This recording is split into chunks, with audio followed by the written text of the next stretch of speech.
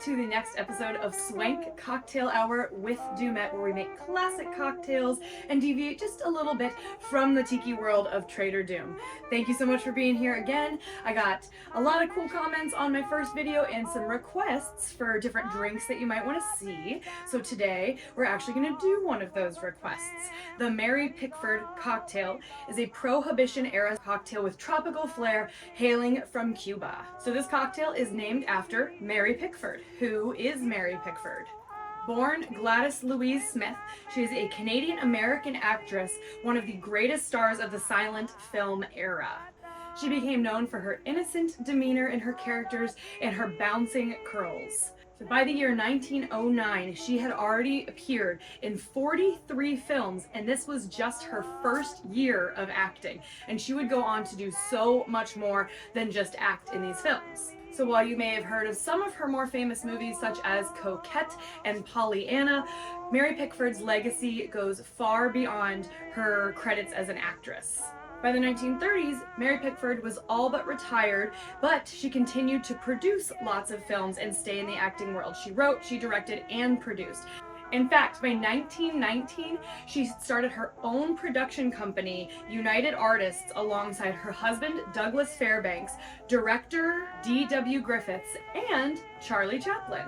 This production company still made movies and produced movies all throughout the years, all the way up until the 80s. Things like Rocky, 1976, and actually even The Birdcage in 1996. It became acquired into MGM Studios in the 80s, however, but up until then, that production company was still putting out all kinds of movies, and Mary, like I said, was writing, directing, and producing these movies. In the 1920s, the fact that she was a founder of this company and the fact that she was a woman made her so far beyond her time. It made her one of the most powerful women in the film industry, if not one of the most powerful women in those decades at all. So that's Mary Pickford, but what about her cocktail? So I told you that the cocktail comes from Cuba. It was a Prohibition era cocktail, but it was created by two American bartenders who were living in Cuba at the time of Prohibition. The cocktail lore goes that Mary was in Cuba filming a film alongside her husband, Douglas Fairbanks, and Charlie Chaplin. And when she was in Cuba, one of these bartenders, it's not clear which, created this cocktail in her honor, made it for her and named it after her. So that was the original story, but cocktail historians have found that once digging into her schedule, she was actually never in Cuba with Charlie Chaplin and Douglas Fairbanks. She did in fact film a few movies in Cuba, but it was 10 to 15 years prior to the actual creation of the Mary Pickford cocktail. So it is far more likely that these bartenders, whichever one it might have been that actually created the cocktail, was just a fan and was creating the cocktail kind of from afar in admiration for Mary Pickford. So that is the story of Mary Pickford and her cocktail, and we're gonna make that cocktail right now. Thank you so much, by the way, to Steve K for commenting on the last Swank video and requesting the Mary Pickford cocktail. So let's make the drink. All right, so this cocktail is actually a really simple cocktail, as many Prohibition era cocktails are. There's very few ingredients. We're just gonna need a couple things. So some sort of white rum, lightly aged rum maybe, Luxardo Maraschino Liqueur. If there's some other brand you like, you can of course use a different brand. I have pineapple juice. I actually did fresh squeezed pineapple juice because when I tried this cocktail with canned pineapple juice, I just wasn't feeling it. So I freshly squeezed pineapple juice. And then of course, grenadine syrup. I will recommend that you get something that is not Rose's grenadine, just because Rose's grenadine has so much added sugar and like different weird stuff that it really kind of loses that authentic pomegranate flavor that personally I believe you probably would have gotten more from a grenadine in the 1920s. I house made this, so grenadine is just pomegranate syrup. Again, if you get grenadine, there's sometimes stuff added to it to make it a little more red in color. But if you just make it from pomegranate syrup, you can see mine's a little more of like a brownish red, which is totally fine. Though this cocktail is kind of known for its pink hue. If you're using one of those kind of more standard, even like cheaper sugary grenadines, you're definitely going to get that pink hue. I probably will not get quite as pink of a hue with this homemade grenadine, but that's okay because I think it tastes better. Okay, and then if you want early recordings of this drink or early recipes, like in the Savoy cocktail book, when this recipe is written down, it actually doesn't call for any garnish, but I like to be a little extra. I like a garnish, so we're gonna garnish with a cocktail cherry, and that's what we're gonna do. All right, so let's make the drink. So grab your cocktail shaker, grab your jigger. We're gonna start with 1.5 ounces of pineapple juice. So again, you can absolutely use canned pineapple juice. I just thought it tasted really like aluminum canny when I made the drink, so I decided to make the pineapple juice. This is really easy to do. You just puree pineapple. You can add a little water to help with the process. You can add sugar if you want it sweeter, and then you just strain out the solids through a fine mesh strainer or a cheesecloth, and you get your pineapple juice. So we have 1.5 ounces of pineapple juice. We have 1.5 ounces also of our white rum, which I'm just using Havana Club Puerto Rican rum. If you can, use a Cuban rum maybe, since the drink hails from Cuba. 1.5 ounces. And 2 more ingredients. So, Luxardo. In the original recipe, it calls for 6 drops of Luxardo.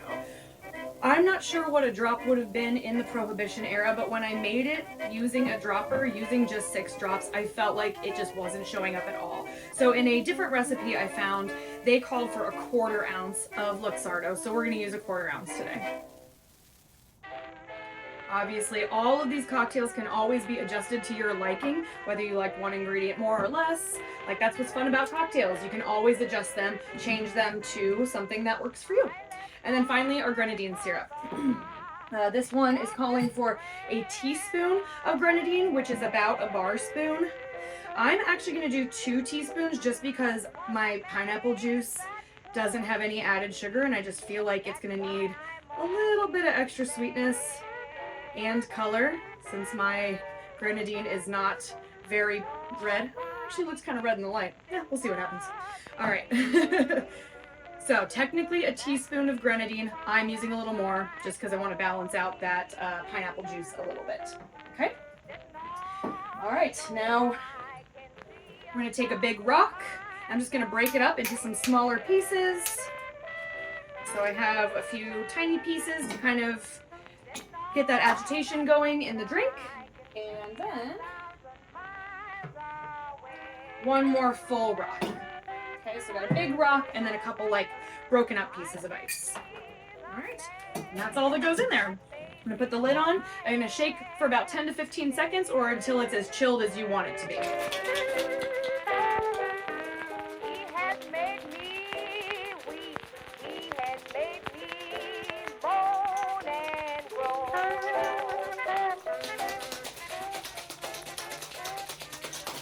That seemed long enough. My hand's really cold, so I think that's enough. If you can, chill a coupe glass ahead of time so you can keep your drink nice and cold. Okay. And then with the applause of my pug in the other room, we're gonna go ahead and put the strainer on top of the shaker and just strain the liquid out into your chilled coupe. Now, if you're using the canned pineapple juice, you could probably also double strain, or if you just don't like the little ice chips on the top, you could double strain into a fine strainer as well. But since I already did that cheesecloth, I'm pretty sure there's not a whole lot of solids in there. So then, like I said, if you want, you can garnish with a cocktail cherry. That is not how it is written classically in the Savoy cocktail book, but I'm going to put a cocktail cherry in. And that is the Mary Pickford cocktail.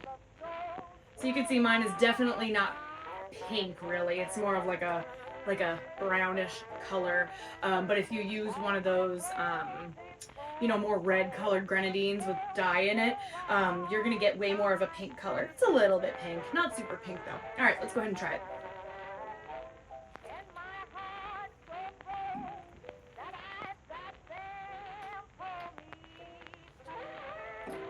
Yeah, I wouldn't say it's my favorite cocktail I've ever had. I really like the Luxardo in it. It sort of, to me, feels like it lives in this strange place between like a lot of typical Prohibition era cocktails and tiki cocktails, where like tiki cocktails can kind of have a lot of like different fruit things going on. It's like sour, it's sweet, it's exciting, and this has like some of that kind of some tiki things going on with it, with the pineapple. And it has like, it's pretty liquor forward tasting, like you really get the Luxardo, which you would get more from like a Prohibition era cocktail, more of that kind of liquor forward, simple like taste, and it's like somewhere in the middle, and I sort of feel like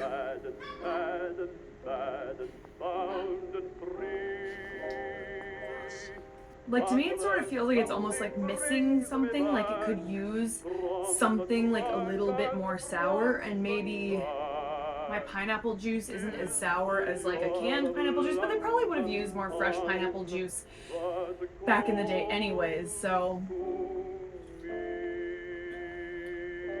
it's good. It's growing on me. I don't think I like pineapple juice that much. Like, there's so much pineapple juice in this. It's an ounce and a half, and like in a tiki cocktail, usually when you have pineapple juice in a drink, it's usually like cut with some other juice, whether it's like lime or a little bit of white grapefruit or something. And this being like all pineapple is like not my favorite. I just feel like it could be a little bit more balanced. And again, I put extra grenadine in here, and it's still really not sweet at all. Maybe it could do with a funkier rum.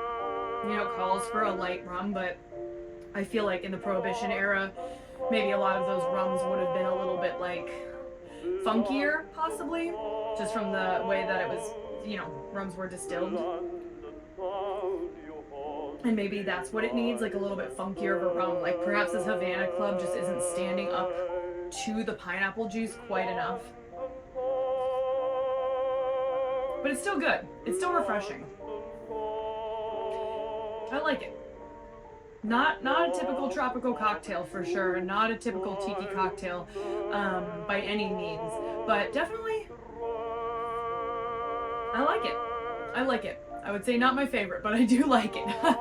Have you guys ever had a Mary Pickford before? Let me know in the comments. If you like the Mary Pickford, where do you get your best Mary Pickford? And if you make them at home, what type of rum do you use? Because I just feel like this Havana Club is not bringing enough to the party. I definitely like it because it is an homage to such an important person in history and such an important person in women's history, to be able to look back on Mary Pickford's legacy, not only as a film actress, as being somebody that was just a huge star in the silent film era, but somebody that so early at the turn of the century was starting a business and was like, you know, making creative decisions for a giant business and putting out films and being able to make the decisions for it. And I just think that's really, really cool. And she's a pretty badass person that definitely deserves a cocktail named after her. Whether she was in Cuba or not when they made it, doesn't matter. All right, it's growing on me now. I'm starting to like it a little bit more. So let me know if you've had the Mary Pickford cocktail. Did you make it along with me today? What did you think? And also let me know your suggestions for other cocktails you might want to see tutorials for. I really hope you enjoyed this, and maybe go home and watch a Mary Pickford movie. You might even be able to find it on YouTube, because a lot of them are so old they're probably public domain by now. So make the cocktail, watch a movie, and let me know what you think. Thanks so much for joining me for another episode of Swank Cocktail Hour with Doomette. I will see you next time.